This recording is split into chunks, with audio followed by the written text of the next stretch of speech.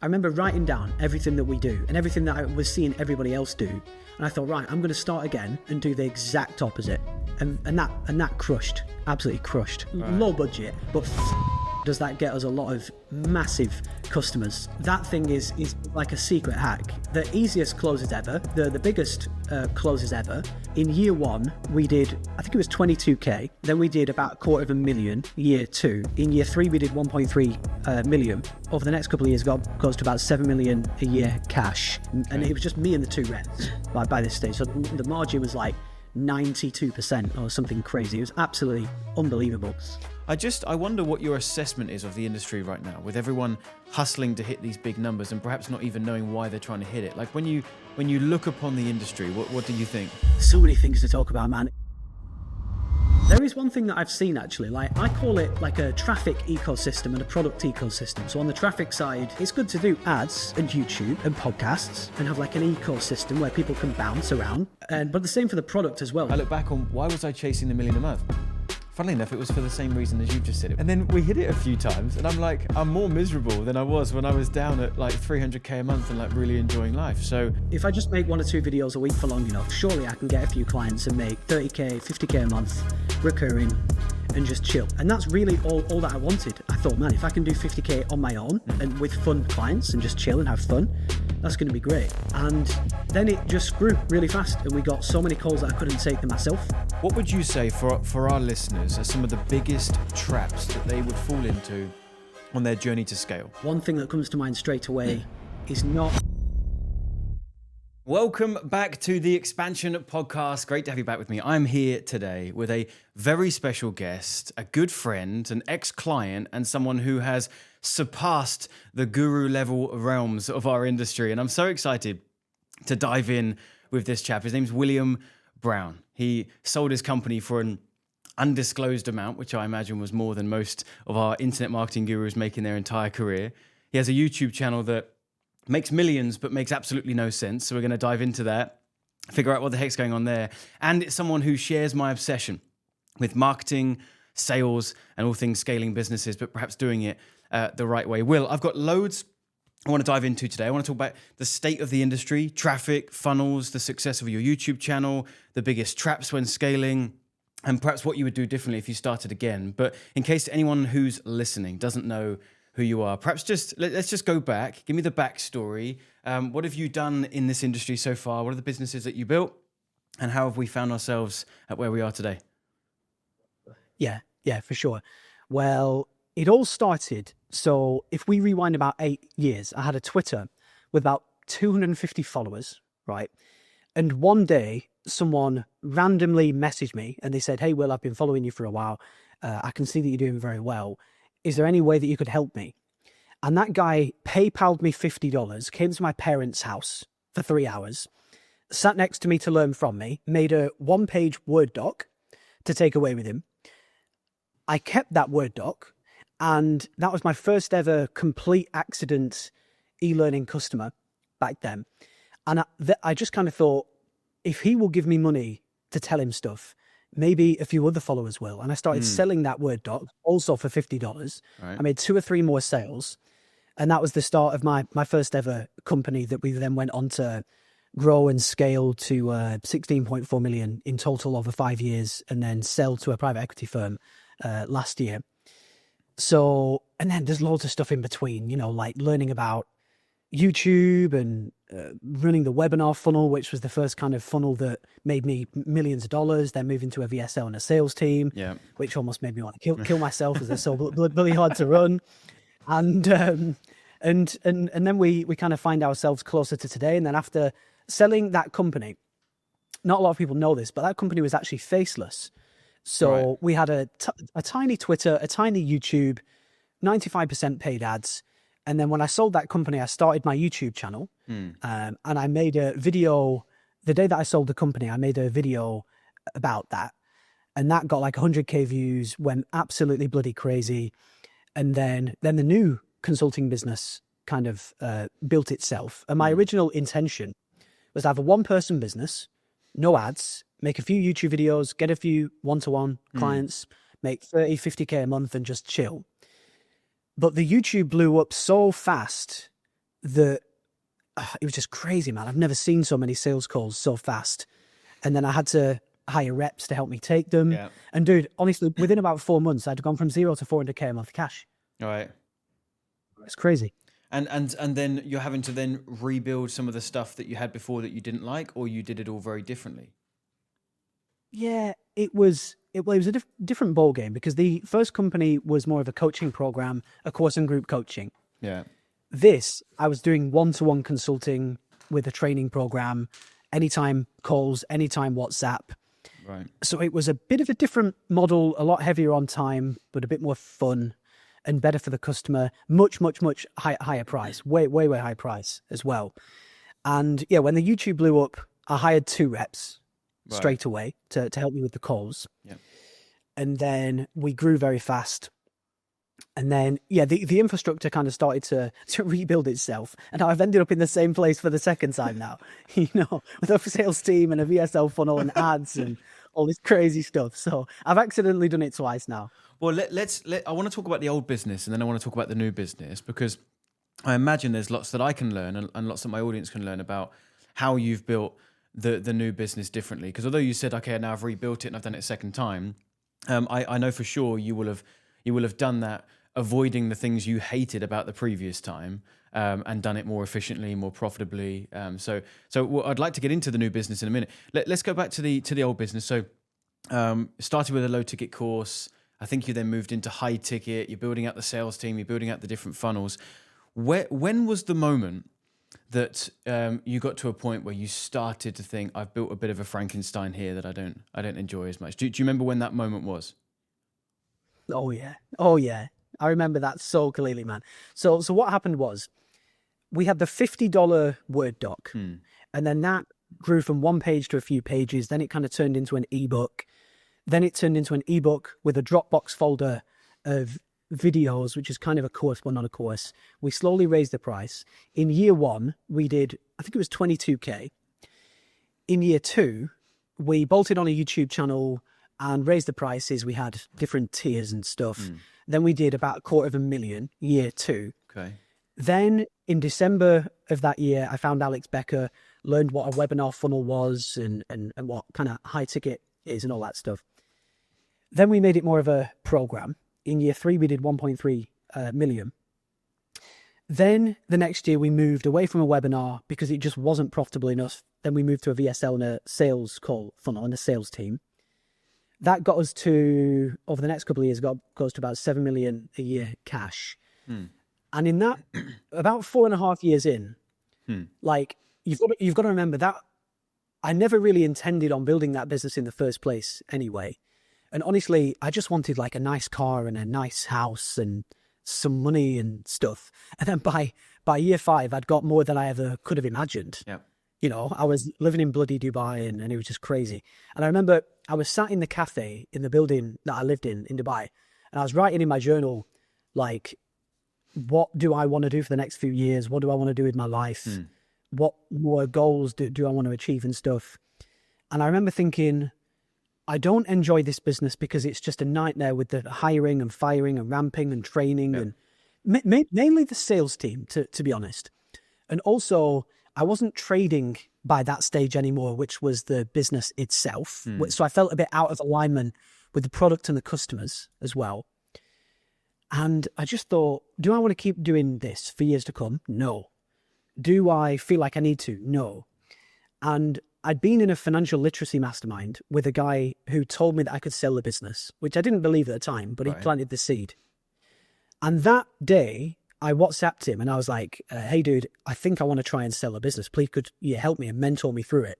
And that was November 2022, I think. And then we just tried to sell it, and then fast forward 11 months and we did sell it, basically. So that was the inflection point. That day when I was writing in my journal, I was thinking, do I want to keep doing this? No. Do I need to keep doing this? No. What do I want to do differently? And I just wanted to do business consulting. Right. Because it felt so much easier and more fun. And I was way more passionate about it. And one of my dreams was to have a mastermind like the ones that I'd been in. So that was the inflection point, man. So that's interesting. So why did you decide to? Because when you get to that moment where you go, right, I've got a really profitable business. It is doing some exciting things, but there's a lot about it that I now hate and resent. You went down the route of exiting, which is awesome, by the way. Not something we'll dive into today, because I know that you've spoken on other podcasts about that. In terms of the journey to the exit, how that looks, how you manage that. If anyone listening to this wants to learn about that, just go and look William up. There's other interviews where he talks about this. But you went that route. Why did you decide to do that over just making dramatic changes in the business that you had to perhaps lean back down or change the model? Did that just feel, what was the thought process there when you were evaluating your options? Yeah, for sure. Well, one thing I didn't mention was I was pretty much entirely removed from the business at this stage. So I had a sales team manager running it, recruiting company helping us with recruiting, media buyer, blah, blah, blah, copywriter. So I was pretty removed from it. Right. And we were doing pretty well for that.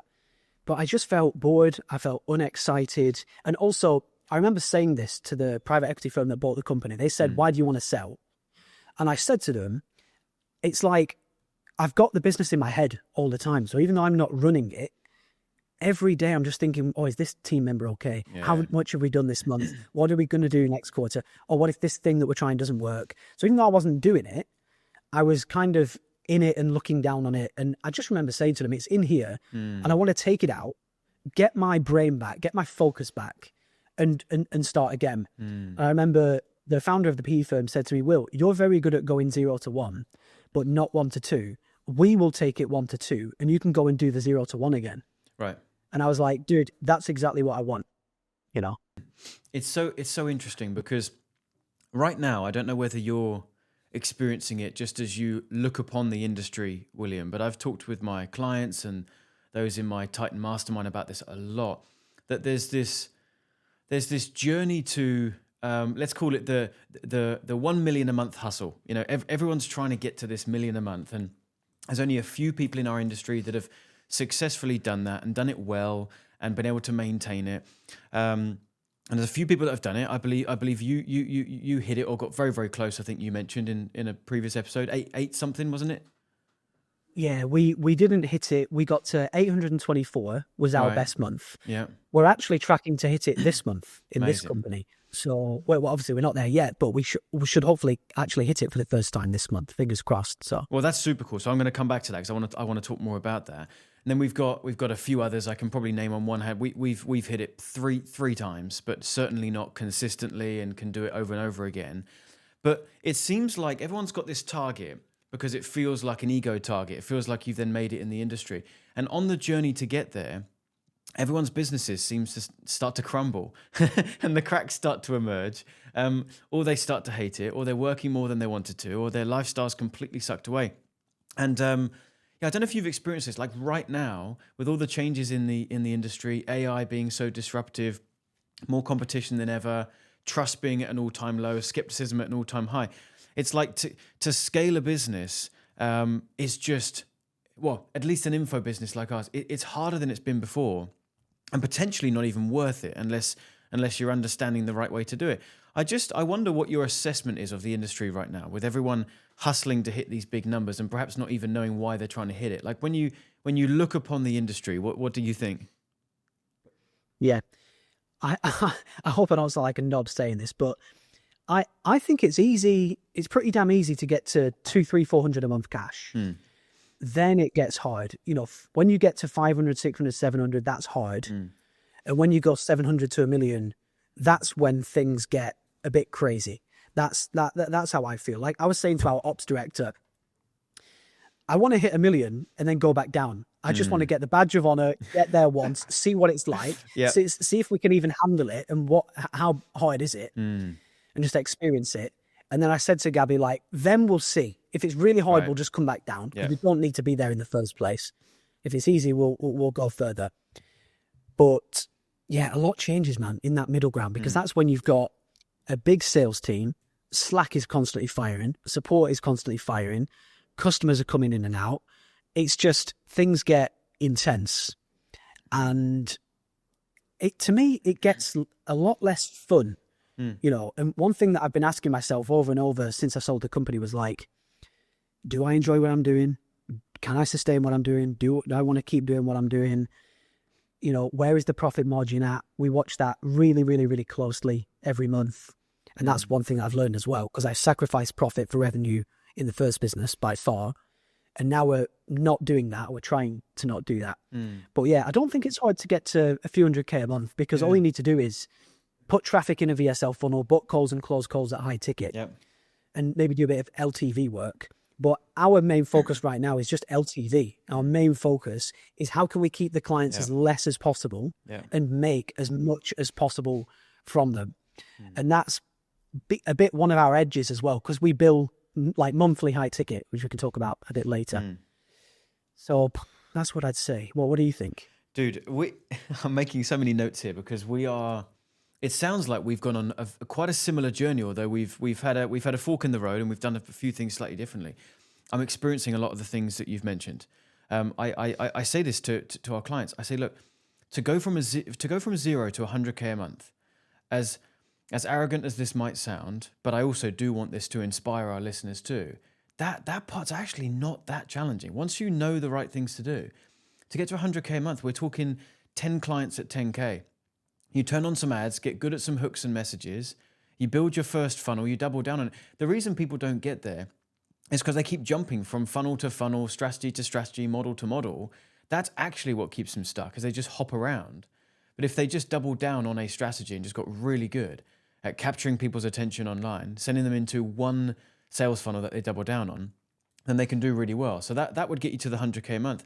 To go from 100K to 300K a month, I've found that that's quite manageable and quite easy to maintain. That then requires just starting to build a small team and having a team help you. Don't need to be necessarily even a team of experts at that point, just some helpful hands, and that gets you to the 300. The 500 a month is where we started to kind of find our groove, actually. That was when it was like, okay, this is super fun, super profitable, having an epic time. And what was weird, Will, is the journey and the pursuit for me to go from 500,000 a month, and Pete, who's just off camera, but you've met him a number of times. Pete's been with me long enough to see this whole journey. To try the pursuit of going from 500,000 a month to 1 million a month is where everything collapsed. And it was just becoming chaos, not fun, less profitable, unprofitable some months. And it's like, what on earth's going on? So I took a different route, which I will share with you, and then we'll circle back. And you talked about this idea of monthly high ticket. We're doing the same thing. We should compare notes in a minute, because I'm going down the same model right now. But the fork in the road is you went to get a reset. You went for an exit, and then had your reset. For my, let's call it a semi-reset, I just had to make some really, really challenging decisions in the business that I still remain in now. So we've got a few different companies, but our training business, which is the one we're discussing here, ad clients, I just had to make a significant reduction in the team and the operation and what we were doing. You know, just really had to lean up, and it was really, really difficult. But you're aware of my Titan Mastermind. You know, we've got 7 and 8 figure people in this group, and a very similar story with lots of the people at the top of their game. You know, people doing the 1 million a month, 1.5 a month. Many of these guys having to really lean up their team, because it's just the way it's going right now. And I'm sharing that message. I'm trickling it right back down to my expansion clients and momentum clients. I'm like, it kind of doesn't matter where you're at right now. Now's the time to stay as lean as you possibly can, because just AI is so disruptive, and the industry is changing now faster than it ever has before. And you have to understand, there's got to be, when you're setting your goals and your targets for the business, you need to set them with intention of like, why am I doing this? Because when I look back, Will, I look back on why was I chasing the 1 million a month? Funnily enough, it was for the same reason as you've just said. It was like a trophy. It was like the industry trophy. And then we hit it a few times, and I'm like, I'm more miserable than I was when I was down at like 300K a month and like really enjoying life. So similar journey, man, actually. So many things to talk about, man. Coming back to the changes in the industry for a second, there is one thing that I've seen actually, like our close rate is very low, our show rate is very low, but our LTV is absolutely massive. Right. In my old company, the close rate was very high and the show rate was very high, but LTV was quite small. So that's one kind of thing that I've seen. And also another thing that I'm noticing now, like you just said, and we should have done this originally, but back in the day, everyone was just focused on revenue. You know, like I never heard Sam Ovens say the word net profit, I think, ever. I never heard Alex Becker say the word net profit ever, you know, until, I mean, I just realized the hard way, you know, damn, we're making loads of cash, but very little profit. Yeah. And that was part of my thing for the next business. I was like, I remember writing down everything that we do and everything that I was seeing everybody else do. And I thought, right, I'm going to start again and do the exact opposite of everybody. Whatever everybody's doing right now, I'm going to do the exact opposite. And that crushed, absolutely crushed. And what was that exactly? Sorry, what were you doing that was the complete opposite of everyone else? Yes. So everybody was running paid ads. So I was like, right, I'm not going to do paid ads. Right. I'm just going to do organic. Yeah. Everybody was doing traditional group coaching programs. I was like, right, I'm just going to do pure one-to-one. I'm just going to give people anytime Zoom calls, anytime WhatsApp, and just do what everybody says not to do, right? And everyone was charging, you know, like $5,000 for 6 months or, you know, X for X months. Yeah. I was like, I'm not going to do that. I'm just going to charge monthly and they can stay as long or as short as they want. So, and everyone was making these fancy YouTube videos. Everyone was editing and all this crazy shit. And I was like, I'm just going to talk and just, you know, do text message titles and no thumbnails and try and look and sound very different. And that worked so well. So I just looked at everything everyone was doing and just tried to do the exact opposite of everything. Right. Okay. Very cool. That's awesome. So, all right. So we've talked about the old business. We've talked about the fact that you scaled that, exciting numbers. It was very profitable, got to the point where you just hated so much about it, managed to sell it, which is epic for an info business. And here you find yourself with a nice pot of cash and a clear head and a fresh path ahead to choose what you want to do. I think this is going to be a really nice starting point in the conversation here too. For my listeners who are on the beginning part of their journey, they've got this epic knowledge in their head, right? They're trying to grow this info business. They're doing a course, a coaching, a service, consulting, whatever the case may be, and they are stuck trying to get this thing off the ground. Let's pick up at that starting point for you and how things look. So I think you mentioned YouTube channel.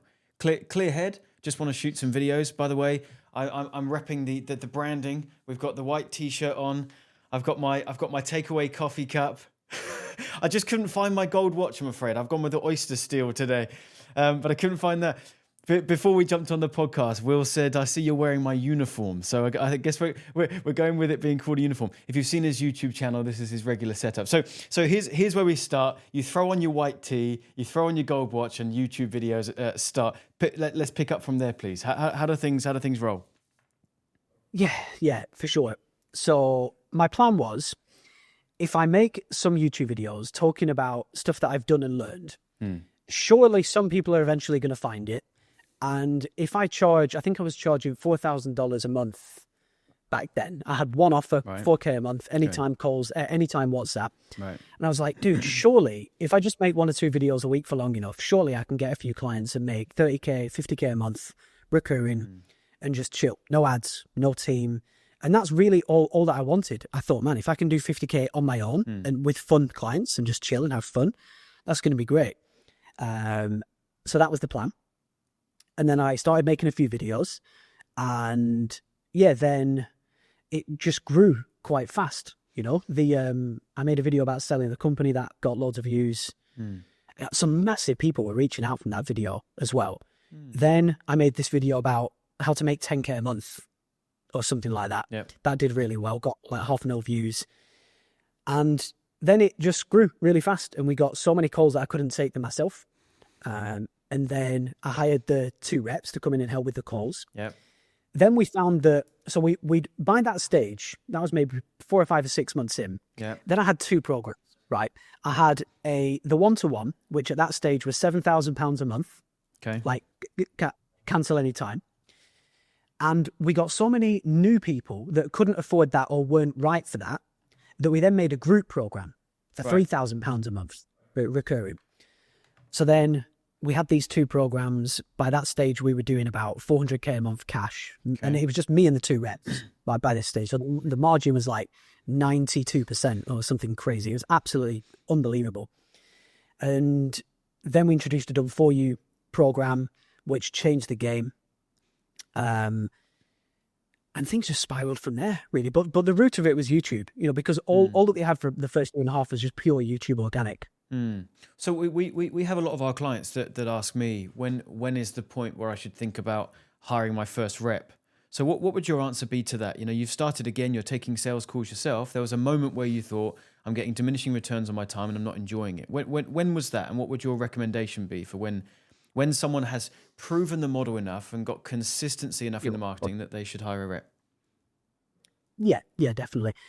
Well, I'll tell you the story of how I did this. So when I started the YouTube channel, I was putting out a few videos. I was booking about 1 or 2 calls a week, right? So tiny volume, and taking them myself. I closed a few customers. I was doing 30K-ish, 40K-ish, like completely on my own. And my calendar, because I was booking so few calls, my Calendly was open 6 days a week, 12 hours. Right? It's like 9 to 9, 12 hours. Because there was no one even barely booking calls. I uploaded the how I'd make 10K a month ASAP video, and within 48 hours, the calendar was full, about 14 days out, 12 calls a day. Okay. Right? So we booked like hundreds and hundreds of calls in a matter of days. Then I panicked, and I was like, what the fuck do I do? I can't even take all these goddamn calls. And I remember I messaged this guy, David Dre from Sam Ovens' team. I was like, dude, what should I do? I know David. Yeah. Yeah. And he was like, right, go and hire this rep, go and hire that. I know someone. I was like, I know someone. And dude, I had 2 reps in within about 48 hours, straight on calls with no training, barely any sales script, no pitch. And I think we did, I think it was 70K in December, 364 in Jan. Wait, say that again. 70K in December, 364 in Jan. I think that video came out like the 2nd or 3rd week of December, if I remember correctly. And then all the calls flooded in, and it was just like off to the races after that happened. So that's when you should hire a rep, when you either have too many calls to even take, or I would say that's it. When calls just get too much or unbearable, just get a rep at that stage. Okay, so YouTube taking off really started crushing things for you. We've talked about this a lot in our groups, that paid traffic it's still a viable channel and it should still be a piece of the business, but certainly not the only piece anymore. You've got to build brand, you've got to put content out there, you've got to generate this life cycle with prospects, and you've done that, and you've done it very well. I imagine you've had this question a lot. What do you put the success of those early videos down to? Because I do want to preface this for those listening who haven't seen your stuff before. Will is one of these YouTube anomalies that people study and can't quite figure out the species of YouTube channel that we have in front of us here. It makes no sense. He puts up videos that everyone else puts up, but they seem to work and others don't. You have a very casual approach. The greatest scientists on earth have studied you, Will, and we can't figure out what's going on. So what do you do with your YouTube videos that make them pop? Yeah. Oh, man. Well, right. I just want to add one other thing before I tell you that. So in the last business, another reason why I hated it was because it was all paid ads. Right. So by the end of that company, there was pretty much no organic, and we were fighting the paid ads battle. Like, we were spending a lot of money on ads, driving profit margins down. Yeah. That made it 10 times more stressful as well. Yeah. And that's why in the next business, I was like, I ain't doing that again. Like, forget paid ads, So that's what pushed me to YouTube.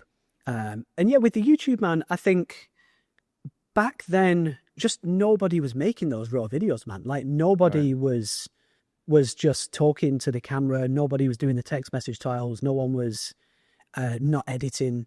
So I think they just stood out like a sore thumb, And it's funny, I was talking to a client last week, and I said, I always ask the clients, where did you find me first, to understand the journey? And she said to me, I was at a petrol station in Switzerland, driving through my boyfriend. We stopped for a coffee, and I opened my laptop, and your video was there about selling your business. And she was like, and I was saying to my boyfriend, like, what the fuck is that video? The thumbnail is shit. The title is shit. It's not edited. The audio's bad. The camera is shit. And it was almost like weird and intriguing, but also quite valuable and quite cool as well. And I think for that short window of time, I think I had an edge for about 3 or 4 or 5 months before everyone started doing it. Right.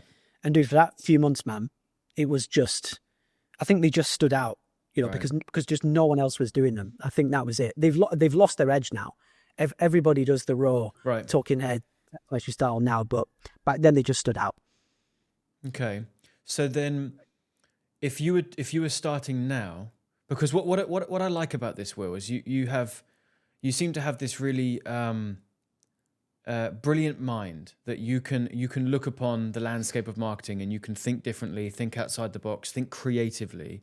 I see that in the content I've seen from you, and I also now hear that here in this conversation. So you met the market where it was at, and you found a unique position and a unique way to hook the market. So you've said that moment, that window of opportunities passed now, and where we find ourselves in the content game has changed. So if you were starting now, what would you do differently? What would your approach to the market be? What style of video? What would it be? You're starting right now. What would it be? Yeah, for sure. Well, I would do the exercise now that I did back then. So back then I remember writing in my journal thinking, if I could get anything that I wanted, what would I want? And I remember thinking, man, I just wish that Sam Ovens would just sit down and press record and tell me stuff. And I remember thinking, I wish that I could buy anytime one-to-one consulting with these guys for like a respectable fee. And you couldn't get either of those things. I was like, right, I'm going to do that and see if other people would want that from me. Right. And I would do that same exercise now. If I was in that transition period or I was starting fresh, I would sit down and think, like, right now in the market, I would look at what everybody's doing. Are they selling group programs, one-to-one, monthly, long-term, masterminds? Where's everyone's LTV at? Where are the main traffic sources at? I would just look at what everybody's doing and try and figure out a way to do the opposite.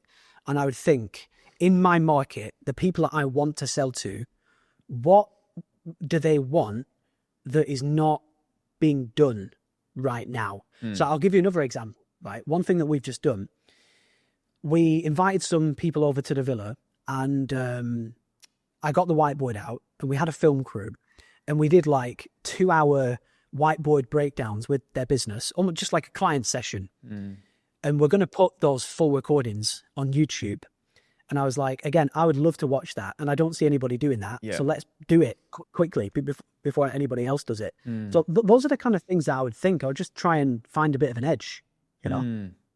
Okay, that's interesting. That's really, really cool. So the raw style, raw editing had its window, but you feel too many people have perhaps tried to model that and copy that now. It almost feels like what you're saying is the fly on the wall behind the scenes stuff is where you're going next. Yeah, we always batch testing. So we're testing the in-person film crew, very long 2-hour whiteboard ones next. And I think that will get a good reception because they're very genuine and raw and valuable. We're testing some like split camera teaching ones, which are a bit more just valuable teaching session, actionable, where people watch them and be like, oh, I can do that right now. Let me go and do that. That's why I want to try and give people right now, is like where they can go and do it. I don't think the raw stuff is out of the window either, because I think people want to connect with genuine people that will just sit down and tell them stuff. And if it's done in the right way, it works. If it's done in the wrong way, it doesn't work. Like I see a lot of people trying to do the raw style, but you can't just do it. You've got to understand why it works, and you've got to deliver it in the right way. It's got to come across right. You know, like you can tell when someone's like trying to make a good video, or when someone's just kind of giving value, if that makes sense. No, it does. It really does make sense. And I'd like to, if you don't mind, I'd like to dig in on your creative process for deciding on a video. So, you know, you're thinking about what your next one will be: title, hook, thumbnail, how those three things collaborate together. Like, what's your process? You sit down, clear head, pen to paper. Talk me through that. Yeah, for sure. Also, dude, just before I answer that, one of your my favorite videos I've ever seen of yours was the one where you were doing a talk, like live on stage with like a whiteboard and stuff. And that I loved that because I almost felt like this is not a YouTube video. This is a real insight into the process. And it was super valuable. Those are the videos that I like, the ones where it's like real, you know. But to answer your question, so what I do is ideas just come to me and I write them in my iPhone notes. I've got this massive list of titles in my iPhone notes, all random stuff. And then when I make YouTube videos, I just look through the list and certain titles I just kind of get excited about. And I'm like, oh, I can talk about this and say this and do this and blah, blah, blah.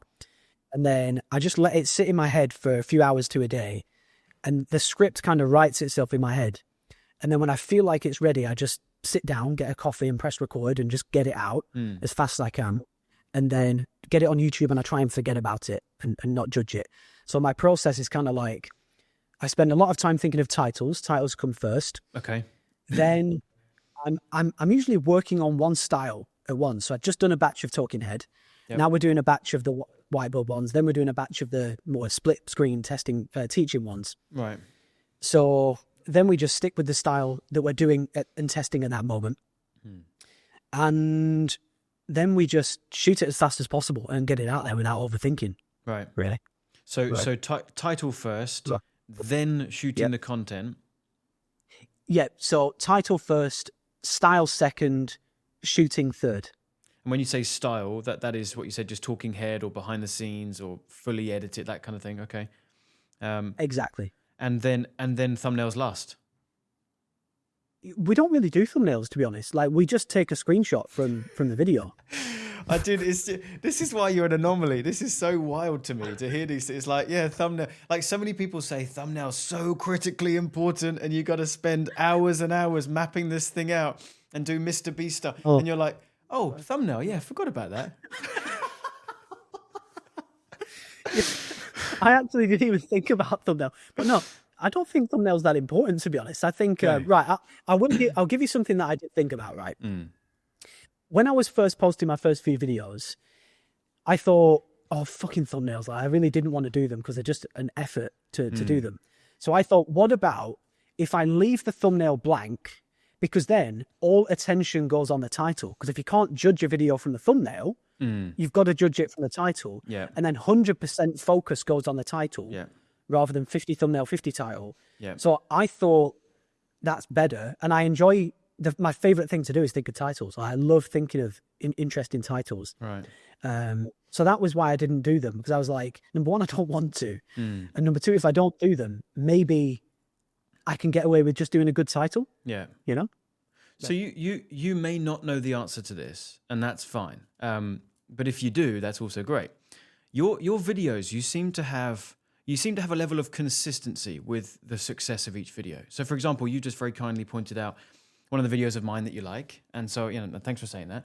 And I know the one you're talking about because that was the one that me and Pete high-fived in the studio. We're like, oh, cool. We found a groove. We found a style that seems to work. So then, what's the next thing we do? Well, we do a few other videos. Next month, we tried to replicate that same one. Same kind of, all right, we've got a behind-the-scenes stage talk. We're modeling that video very, very closely and carefully. And the new version completely bombs. And it's like we cannot figure out, why one takes off and why one doesn't. Whereas what's so interesting and special about your channel is that you just seem to have a very consistent view count across your videos. They all seem to do relatively well. I wonder whether you know why that is. Or whether you can put your finger on any pulse check as to why. Yeah. I don't think all of them do very well. There's some that do like immensely well. And then the kind of others are just okay. They're not particularly good, but I think that I think it's the thing to quickly point out is that, so you've got, for those that are listening, you've got about, how many, 80,000 subscribers? And I've got around 55,000 subscribers. So your channel's a bit bigger, but you will seem to always have a few thousand views on every video. And then you have the ones that pop, but it drops down to a few thousand. Whereas if we have some that pop, that's up to a few thousand. where your benchmark is, that's a popping video for us. Whereas we, with 55,000 subscribers and really good content, we'll have a couple of hundred views on a video. And it's like, it's so inconsistent compared to yours. I was talking about this to a friend of mine. So I've got one of my next door neighbors in Dubai is this guy called Ed Lawrence. Yep. Right. He's got a really cool YouTube channel. Yes. And we were talking about this, and he was saying, when your videos are congruent and they're all the same type, they're all the same style, people will binge watch them. But when they're not congruent, people will find one that they like. Let's say it's a live mastermind talk. Yeah. Like, wow, this is the best channel ever. I love it. They go on the channel, and then the rest of them are different. They're talking head or white or, I don't know, loom, Right. I don't know, mirror boards. Then they're like, oh, that's not why I'm here. I don't like the mirror board ones. I came for the mastermind ones. Never mind. Forget this channel. I'll see if he does anything in the future. And they leave and they go away. Right. So Ed was saying, I don't know whether it was Ed saying this or someone else. They were like, why do you watch Friends, the TV show? Same people, same environment, same style, same stories, same everything forever. Right. That's why you like it, because it never changes. So you can settle into it.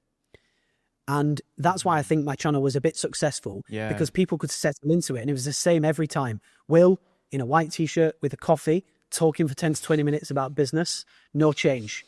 It was almost like Friends, you know? That's actually really interesting, really insightful, actually. So I'm aware of Ed, and I've watched his stuff, and that makes sense. He's the same. He's very consistent in view count, but his videos, thumbnails, everything looks the same every time. That's a really interesting thought. Yeah, if you look at Ed, literally, if you go on his channel, every thumbnail is pretty much identical. Yep. The setting is identical. Him and his clothes and his glasses are identical. The way he intros and speaks is identical, right? The only thing that changes is a tiny bit of different value, all about the exact same thing in the exact same style. And it's like an environment. It's like a TV show that you can buy into, you know, and you get used to it. Like it would be weird if the environment changed and the theme and the story changed and the clothes and shit changed, you know. So one valuable thing I learned from Ed is when one video works, just try and make the exact same thing again forever until it stops working. And when it does stop working, you have to start trying again with different styles. You wait till you get a big one. Again, when you get a big one, you just try and do it again and again and again forever, as long as it lasts. That's fascinating to me. So that's actually really, really interesting. So I've got to choose what color t-shirt I want, because the white t-shirt patent has been taken. So the trademark has already been sold. So I'll pick a different color and stick to it. That's actually really interesting. Okay, cool. Just before we move on from YouTube, do you enjoy it, or does it feel like a means to an end? Oh, dude, I love it. It's my number one favorite thing in the world. Yeah. I fucking love it, man. Yeah. I mean, I was doing a video before this for the last hour, getting them ready. I'm like 3.5 months ahead now on uploads, because I just accidentally make so many, you know. So I just love it. Yeah. That's really good to hear, and I think it's encouraging for our viewers too, because you know we talked earlier on about you having this moment where you could reset, and when you have this just luxurious reset moment, you get to really decide, how do I actually want to spend my time? So it's really nice to hear that you're still doing the thing that actually lights you up. What about the coaching off the back? I know you'll have some of your clients probably listen to this, so you want to be careful what you say. But do you actually, how much do you love and enjoy the coaching versus that's also a means to it? Like, where does that sit in that? Yeah, definitely. Well, you know what? When I started doing the one-to-one, I really, really, really loved it, man. It was so fun, exciting, fulfilling. I just loved it. And it's gone down a little bit. I still love it. Like, I did my call day yesterday. I do 3 call days per week, but I do the one-to-ones. And I was like 3 calls in yesterday. I remember getting off a call and I felt better when I got off it. I was like, I felt more happy, more excited, more fulfilled. And I still get those days where I'm like, oh, I just love this so much. Some days I don't want to do the calls. I wake up in the morning and I've got 8 calls and I'm like, oh, I don't want to do this, you know. Right. But by the time I've done a few, I actually really love it and I get into the groove. Obviously, there's some clients that I absolutely love that have become friends. There's some clients that I'm like, I like working with you, but you're maybe not the best client, maybe not the best. Yeah. But Yeah. I love them all. I respect them all. But I would say if I had to quantify it, I would say it's 70% love, 30% to do the business and make money and build something. Yeah. I reckon. So what does your day look like then? Because I find that fascinating to hear that you have a day full of calls. Because there's obviously there's absolutely no right or wrong answer, because everyone wants to do different things. I personally hate calls.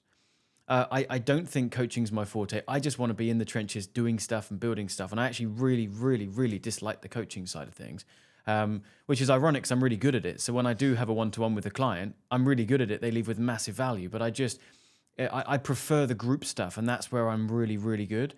But whereas you're doing lots of one-to-one calls, so as you said, there's an element of really, loving it and enjoying it. So what does a day look like for you? Like, just what's a day, what's a week? How do you spend your time? Right. 100%, man. So the way I structure my week now is on Mondays and Wednesdays and Fridays from 3 to 7, I do back-to-back calls in 30-minute slots. Okay. Right. So I do basically 8 30-minute calls in a row. It's pretty intense, but it's just for those 4 hours. Yeah. Right. And I do that Monday, Wednesday, Friday. And the other 4 days of the week, I'm just completely off. No agenda, no plan, like nothing to do. And I usually make YouTube videos, review sales calls, chat to the team, do meetings, write in my journal, blah, blah, blah. Just the usual stuff that we do as entrepreneurs. So I've just learned to condense the calls. Yeah. I used to do 45-minute calls, but then I found that some people would only take 10 minutes or 20 minutes or 30 minutes. Yeah. So I moved it to 30-minute back-to-back, and I just get them all done. I get on the treadmill desk, just bloody crush it and get them done those 3 days. Yeah. Okay, cool. So your new business now, we said we'd pivot to talking about, so you scaled this one now. You got an influx of calls, traffic was popping, interest was popping, couple of reps. I imagine that's up now as well. Really profitable, everything's super exciting. You're spending your time how you want to. So you've kind of hit this peak trophy that we talk about in our industry. What have you done differently? What stuff have you absolutely avoided? It's non-negotiable. As I scale this new business, I will not be doing these things. Like, how does it look different? Well, yeah. So where are we at now? So now we've got 5 reps, 1 setter, sales team manager, operations director, and me. So it's still fairly lean for the numbers that we're doing.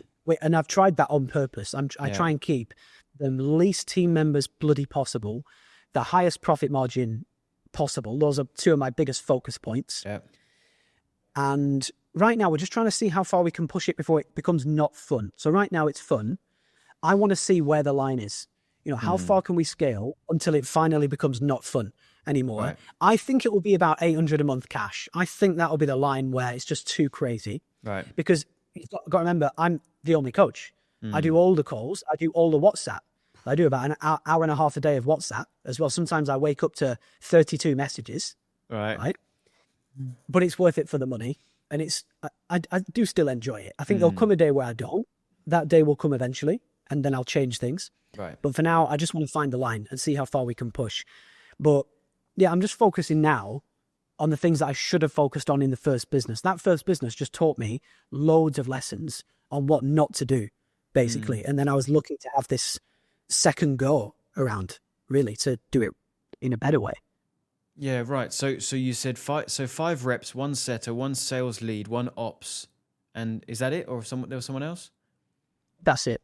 Right. Compared to what did the team look like in the other business? Yeah, the other business was 9 reps, 3 setters, 3 coaches, 1 support, sales team manager. I'm missing someone, I think. I think it's about 19 people when we exited. Yeah, a bit bigger, about double. That's interesting, because we had, when I mentioned to you that we took a different route, and we decided to really lean down. We just needed to. It's just the right thing to do.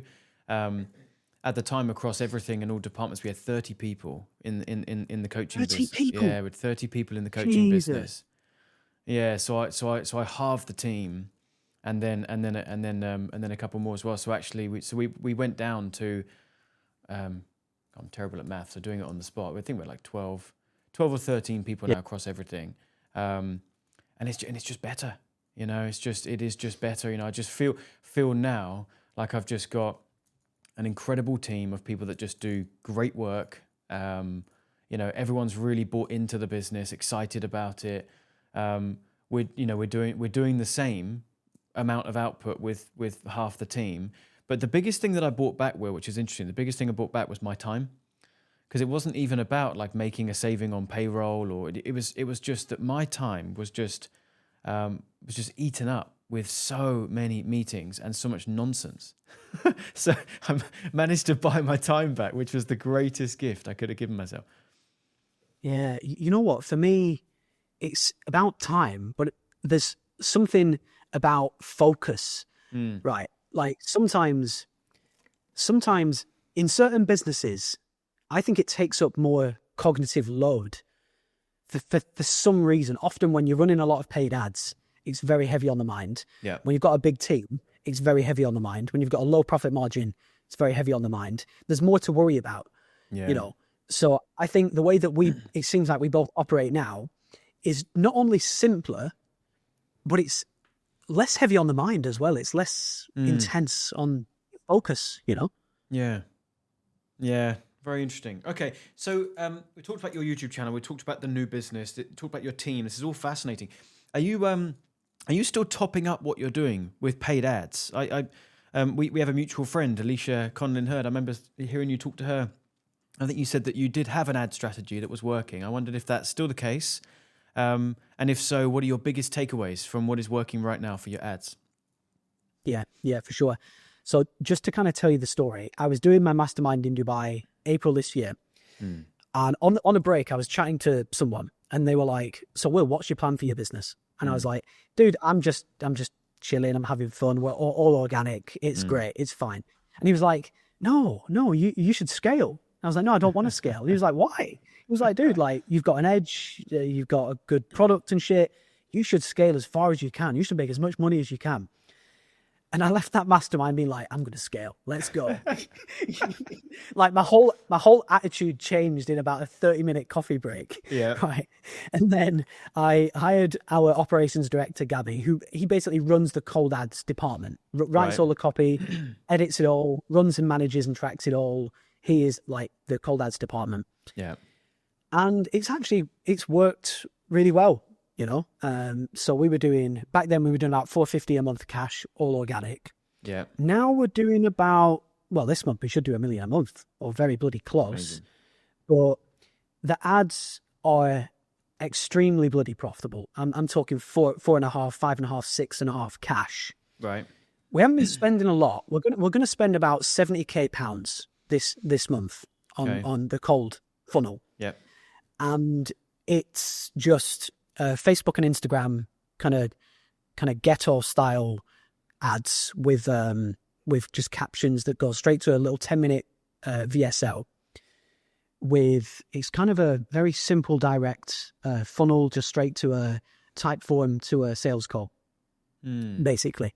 And the LTV is insane. It's just bloody amazing, absolutely amazing.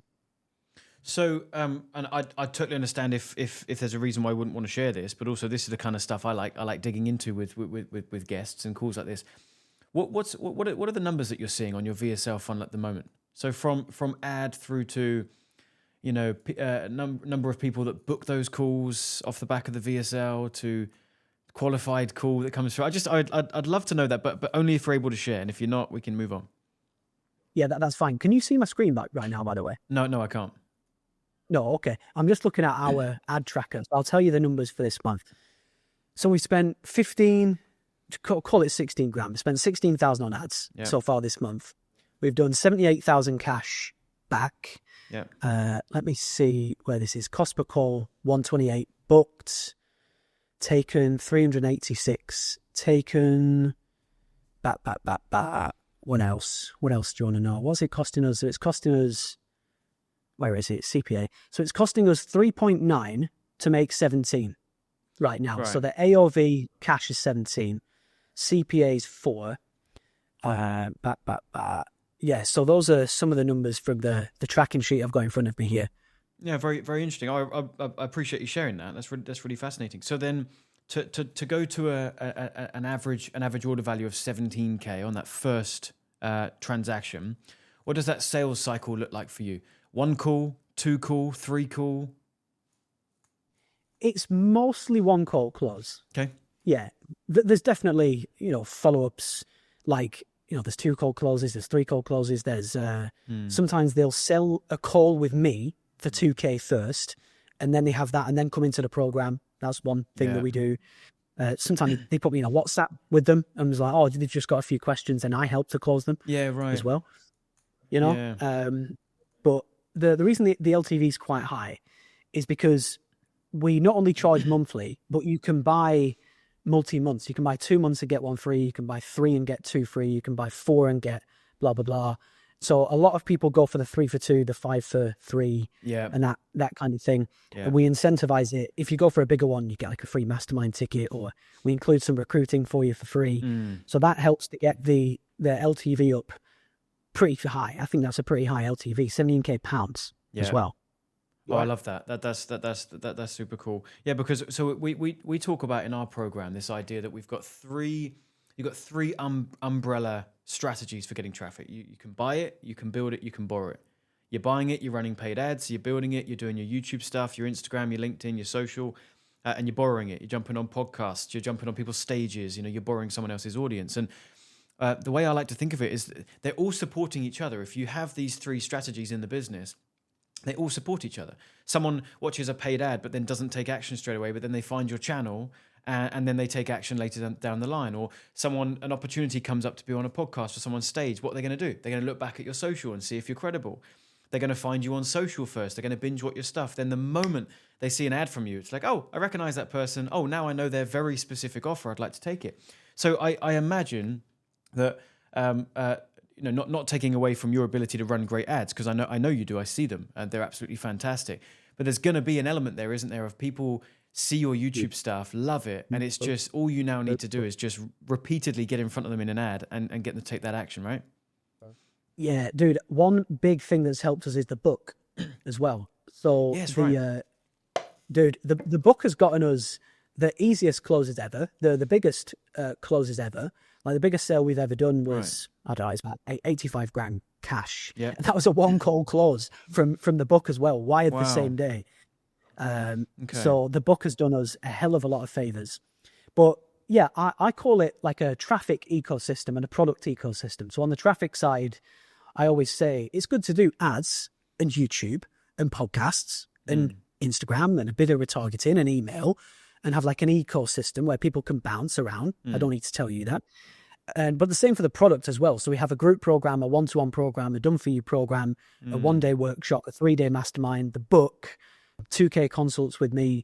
So there's a lot of, entry points and stuff, Okay, let's talk a bit more about the book, because I find that fascinating. So so where does that fit in? I mean, in what scenario would you push someone to the book funnel as opposed to straight into the VSL or booking a call with you, or where does that sit in your business? What, do you know about like Amazon ads? Oh, I'm not very familiar with that. No.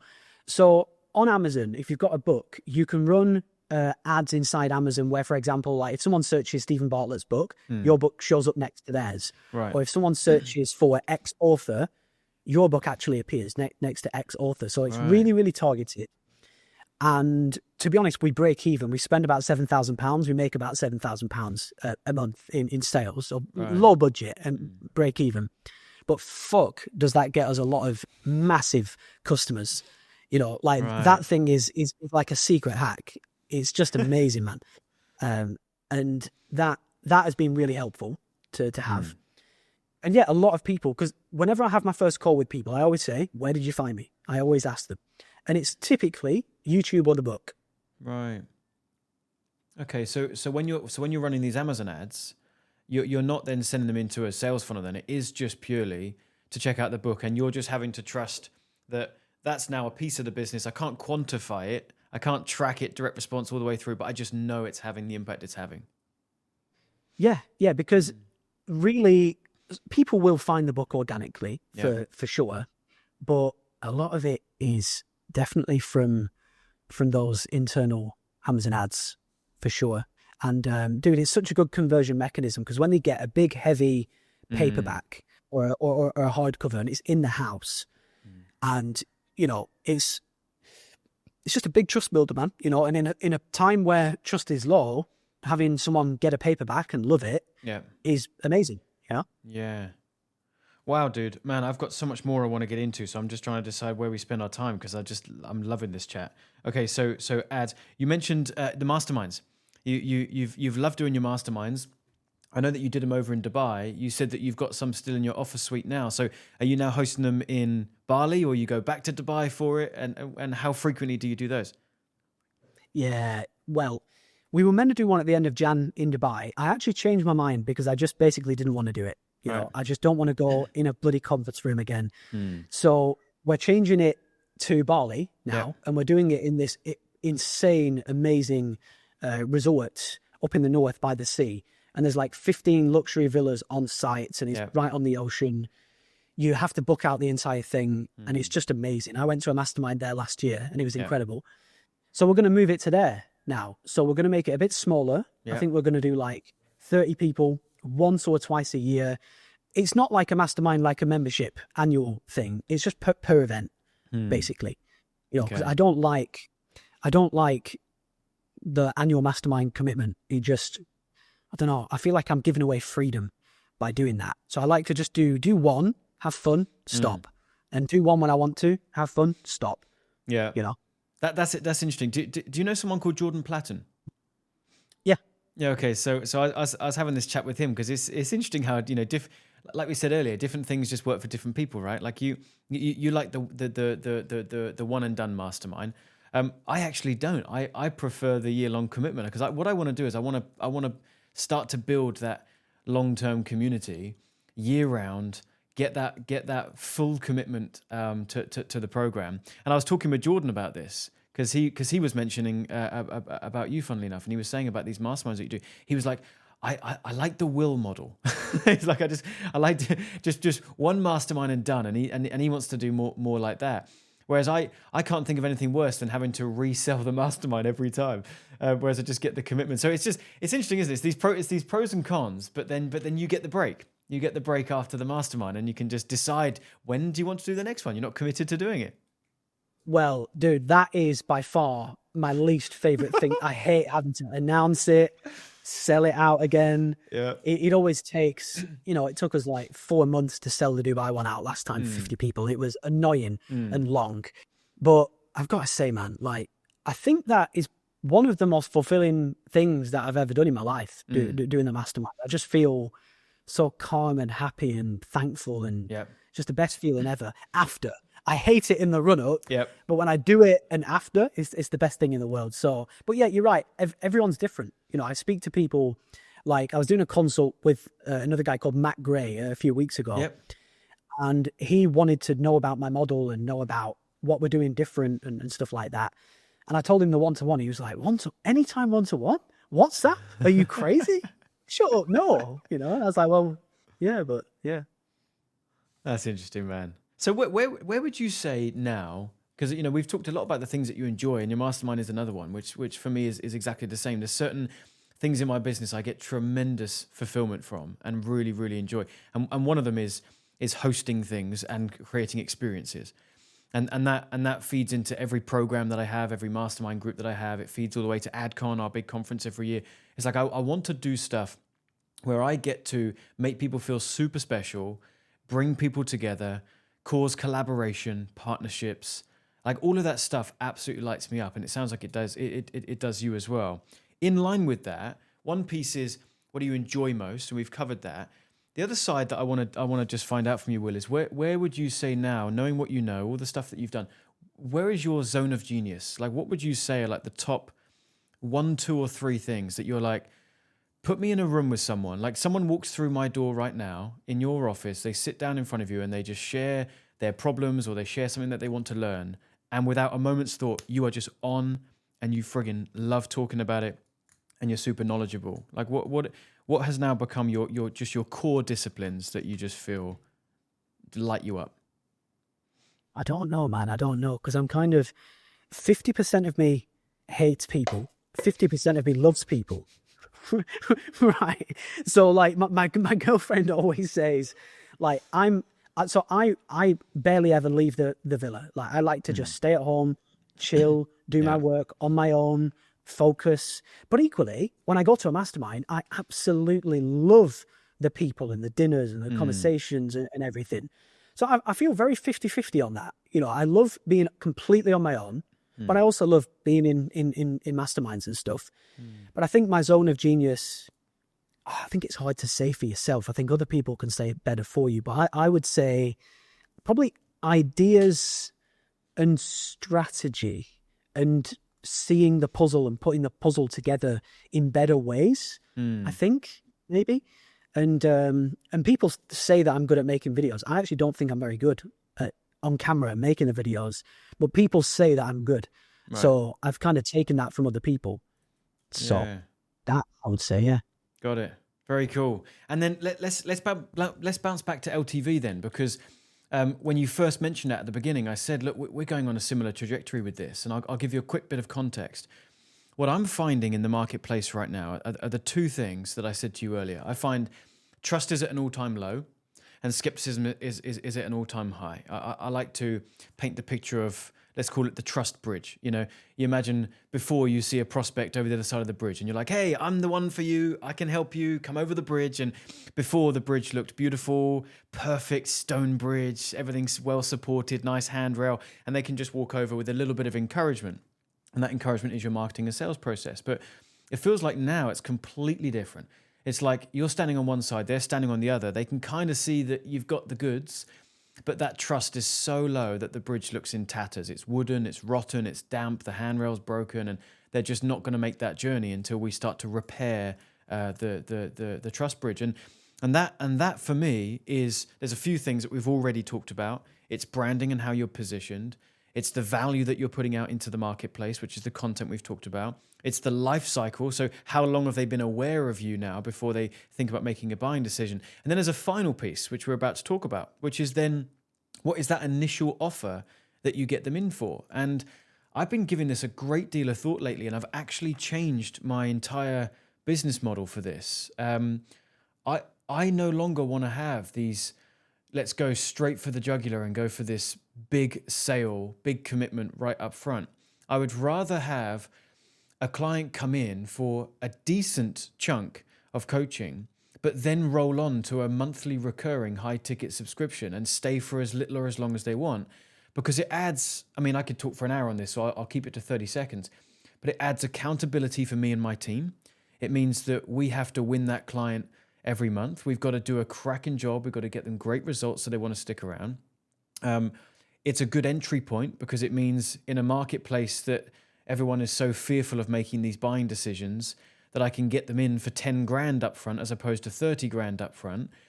And they do a season of coaching with us and roll on to monthly. And the frame is really important here, Will, because what we do is we don't say, do 90 days coaching with us for 10 grand and then if you want to stick around, you can. It's a 10 grand initial commitment. Then you roll on to 2,500 a month and stay as long as you want. And you tell us when you're ready to cancel, you know? So the frame is really important, but that's what I'm doing. And anyway, I don't want to make this about me, but there's so many benefits to why I'm doing that. And I'm really, really excited about the model. Now, I imagine yours perhaps is slightly different, but when you said that earlier, my ears perked up. I thought, it's interesting that you're seeing something similar. Just keep people happy on a monthly basis. So how did you come to this conclusion? And then what does your pricing model look like? Yeah, for sure. Well, I just realized a little while ago, you know, to scale far, you need to have the highest LTV possible, especially if of course you want to run ads, right? Because ads is just a cost per acquisition versus LTV game.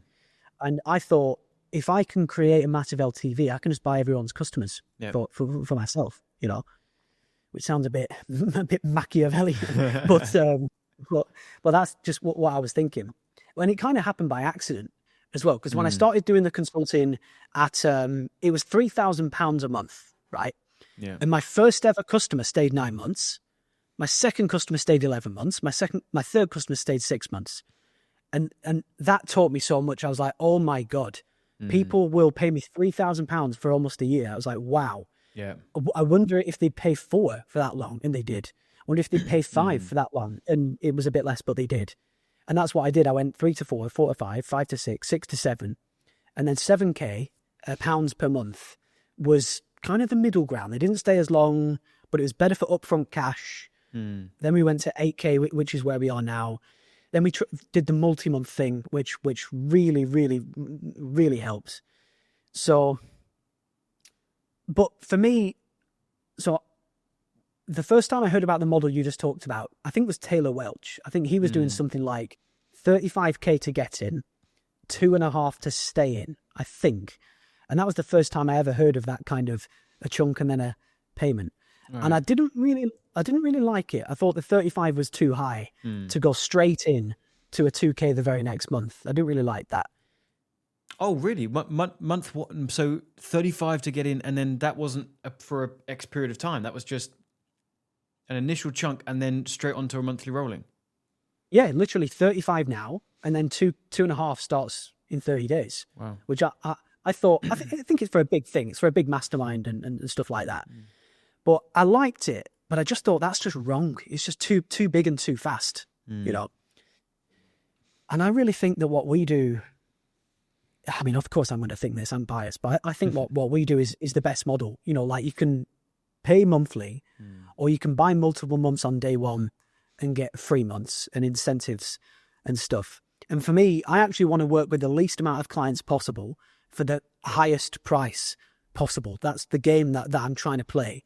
Yeah. And I'm trying to collect as much cash day one as I possibly can, even though I know that I'm sacrificing some long-term recurring, So again, everyone's different and everybody kind of wants different things. But for me, I want the least clients, the highest price, as much on day one as possible. That's kind of where I like to be.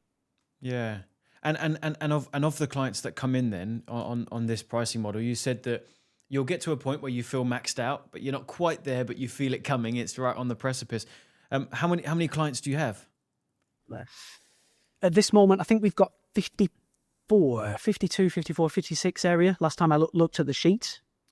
And what percentage of those, because you have a real mix, don't you? You have the people that are hyper engaged and message you every day.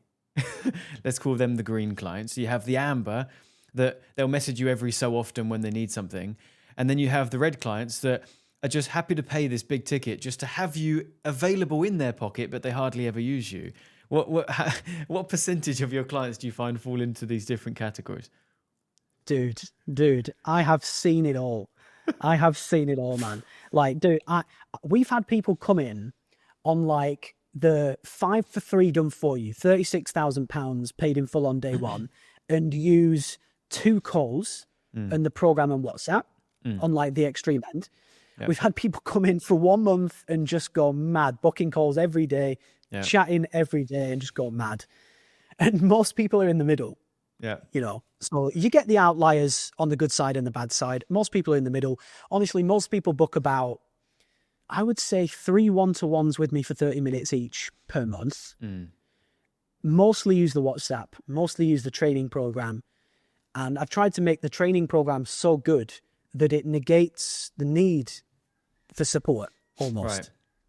If that kind of makes sense. And the WhatsApp carries a lot of load as well, because it says on the booking calendar, please only book this call if you actually need it. If not, just use WhatsApp because it's faster for you and it's faster for us. Yeah, right. So we do stuff like that. But yeah, I've seen it all, man. We've had I got a client in our Titan Mastermind, and that's one of my most expensive things. and he came up for renewal. He might even be listening to this because he does watch myself. He came up for renewal, and I said to him, dude, let's talk about doing another year in Titan. But I said, we got to be honest here. You haven't come to any of the meetings. It's been a year. You haven't come to any of them. Like all 4, you haven't, one reason or another, you haven't been able to come. And I think the in-person like mastermind meetings is one of the most valuable parts of the program. And I said, so look, I'd love to have you in again, but let's be sensible here. And I don't want you to renew for something that you're not going to get the value from. He literally, he wired me and paid the next day for a renewal, said, I'm in. And I said, but why? He's like, I don't think I'm going to be able to make the meetings next year either, but I just love being in the WhatsApp group, being a fly on the wall. And I'm like, so just the only little piece was just, he just wanted the ability to be in the group, listen to the conversations, be a fly on the wall. And that for some people is the value. That's what they need. Then other people, it's the complete other spectrum. So different people, I talk about this a lot. Different people buy for different reasons, and then they interact for different reasons. And that's fine. We don't need to make our programs a kind of everyone must go down this certain channel and everything's delivered in the exact same way, because different people want different things. Yeah. Dude, 100%. You know what? I once met this guy who's become a friend now, this guy, Iman. I think he was the longest serving member of Sam's Quantum Mastermind, but I think he went to one event. He was never in the school group. He was never on the group Q&As. Yeah. The first time I met him, I was like, dude, you're in Quantum as well, aren't you? And he's like, yeah. He said to me, it's the most expensive audiobook I've ever bought, because I've been in for 5 years. I've been to one event and nothing else. But I listened to the recordings though. He was like, I just listened to them. I was like, hey, fair enough. Yeah. That's so funny. Okay, Matt. Listen, this has been an amazing conversation. As we start to come into land, I think a nice place to finish, because we've discussed some epic stuff. What would you say for our listeners are some of the biggest traps that they would fall into on their journey to scale? A lot of people that are listening to this, we do have the more beginner level people, but a lot of people that are listening to this, a lot of my clients are, they're at that kind of 20, 30, 40K a month, and they're looking to scale to the 7 figures a year. They've just unlocked the 100K month, and they're looking to journey beyond that. What are some of the biggest traps that you've seen in your experience, but also your current assessment of the marketplace, and what should they avoid? Yep. One thing that comes to mind straight away is not understanding the importance of LTV and not making an effort to create the biggest LTV possible. That's one thing I'd say.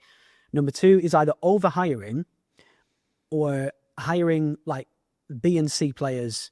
I've learned the hard way. 1 A player is worth 2 or 3 Bs and Cs. So by being very, very, very careful with hiring, you can have a third of the team size that you would like otherwise, is one big thing that I've learned. Another is the power of one-to-one as well. Like one-to-one, customers get better results. They are happier. You're happier and more fulfilled. The business is, paradoxically, it's better and easier to run long-term because of the short-term pain of one-to-one. That's one big thing that I've learned as well. And I would say, if you want to scale, you've got to focus on ads, and you've got to get ads right. And what I mean by ads right is the lowest CPA and the highest LTV, so that you can control your scale.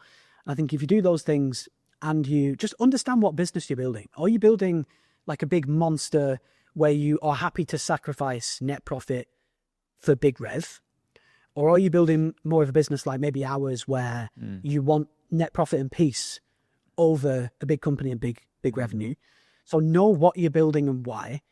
Manage your time as well, and just create a business and a life that you actually can sustain and enjoy without going crazy, Amazing.